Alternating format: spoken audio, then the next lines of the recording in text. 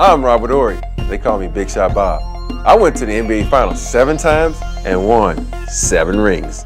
Robert Horry, also known as Big Shot Bob, is widely regarded as one of the clutchest players of all time. He is the only player other than members of the 60s Celtics dynasty to have 7 rings to his name. But there is a polarizing nature to his career because the guy with the most rings in modern NBA history also happens to be, quite frankly, a role player. It also doesn't help that many fan bases dislike Robert Horry, especially Suns fans who would remember him injuring Steve Nash in the 2007 playoffs. So throughout the years there has been a lot of discussion as to the legitimacy of how good Robert Horry actually was, and some have gone as far as to say that he's entirely overrated, that he got lucky playing on great teams, but some adamantly support him as the clutchest player of all time. And like most controversial topics, the truth is somewhere in the middle. In this video, I'm excited to break this all down.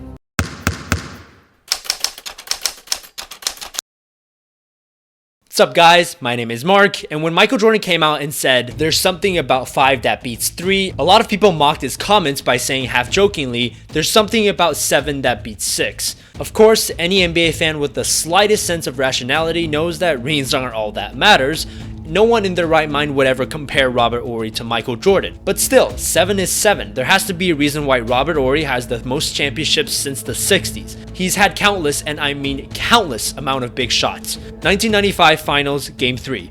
Robert Horry drains a three-pointer to put the Rockets up 4 points, effectively sealing the game and also sealing the series by giving Houston a 3-0 lead. 2001 Finals, Game 3. Robert Horry hits a 3 to put LA up 2 against the Sixers with 40 seconds left. 2002 Western Conference Finals, Lakers down 2. The ball gets batted around, ends up in the hands of Robert Horry, who drains the buzzer-beating 3, preventing the Lakers from going down 3-1. There's a legit argument to be made that if he didn't make that shot, the Kings would have advanced to the finals and maybe even won the championship. So there goes another fan base that probably doesn't like Robert Horry so much. 2007 First round against Denver. Game 4. Robert Horry with 10 seconds left hits a 3 to put the Spurs up 4, giving them a 3-1 series lead. The list goes on and on. In terms of big playoff moments, Robert Horry is right up there with anyone in NBA history. Not only has he won 7 championships, he did it with 3 different franchises, which in and of itself is a testament to his ability to adjust and perform in different environments. But here's where some people say he's overrated. First, they point to the fact that Robert Horry has had the luxury of playing alongside Hakeem, Drexler, Kobe and Shaq, Tim Duncan, etc.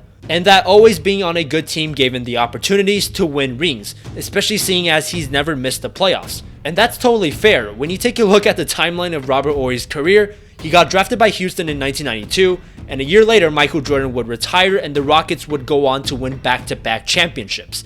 Definitely got a little lucky by being drafted into a great team at the right time. Summer of 1996, he was traded to Phoenix, who then traded him 6 months later to the Lakers, and so Robert Horry basically arrived in LA the same time Kobe did. Again, he did get a bit lucky because he could have been traded to a really bad team. And then in 2003, he left LA as a free agent and signed with the San Antonio Spurs.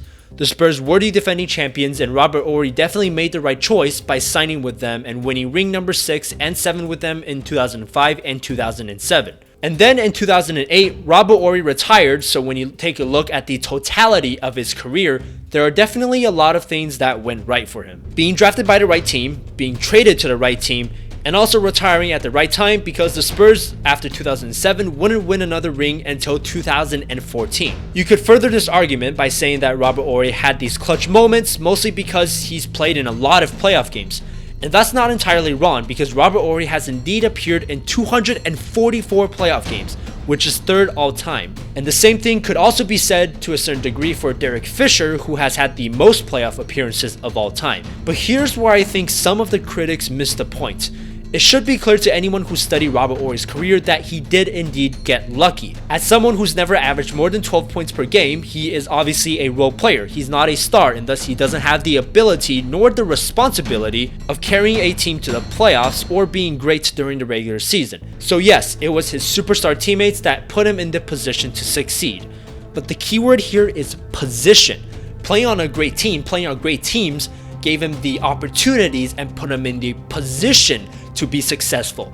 But whether or not he was ultimately successful, dependent on him. Kobe can draw double teams and get him an open shot, but whether or not he makes that shot with the opposing bench yelling in his ear is dependent on him. And because time after time he proved that he could make that shot, he got those opportunities more and more because his teammates, even a guy like Kobe who wants to take every last second shot, trusted him enough to pass it to him. Now, is he the clutchest player of all time? Well, like a lot of things, it depends on the situation. If it's a spot up 3, then yes, I definitely want either Robert Horry or maybe Ray Allen. But if it's a situation where I need someone to create their own shots, then give me MJ, because again, Robert Horry was a role player. He didn't have the ability to create a shot for himself. But make no mistake, he's probably the greatest role player of all time, as weird of a label that is.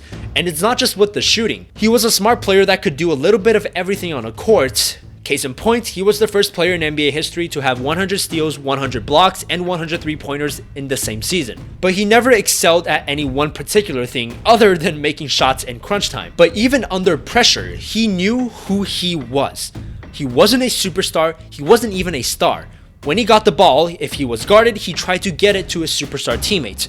But if he was open, even for a split second, he would shoot it. And he acknowledges the fact that he has the benefit of being a role player. When asked where he gets the confidence to shoot, he said, "If I hit it, we win. If I miss, y'all are going to blame the Stars for losing the game anyway. There's no pressure on me." That's definitely true. I would say we, as NBA fans, remember more big shot makes than big shot misses, even though statistically there are more misses than makes, especially in crunch time. And look, Robert Horry was by no means perfect. He's had bad playoff games and bad series, like when he shot 0 of 18 from 3 in the 2003 semifinals when the Lakers lost to the Spurs. And like he said, a lot of us don't even remember that he played poorly in that series. A lot of people just put the blame onto Kobe and Shaq. But bottom line is that when his teams won, he proved that he was a key part of that success. I'm gonna leave you with this. If you still aren't sure as to how good he was on the teams he played on, I'm gonna leave the link down to Game 5 of the 2005 NBA Finals. It was a brutal back and forth game where both teams struggled making shots, and Horry basically carried the Spurs for the last 10 minutes of the game, including overtime, as well as, of course, the game winner. There's a reason why Bill Simmons says it ranks up there along with Michael Jordan's 1998 Game 6 and James Worthy's 1988 Game 7 as one of the clutchest performances in finals history. If you have some time to kill, go check it out. It's incredible. With that being said, I hope you enjoyed the video. Here's a question for you, and I'm actually very curious as to what you have to say about this. Whose career would you rather have? Robert Horry's or Charles Barkley's? On one hand, you have a guy who won a ton of championships but was never more than a role player. The other hand, you have a superstar, an MVP in his prime, who unfortunately never won at the highest level.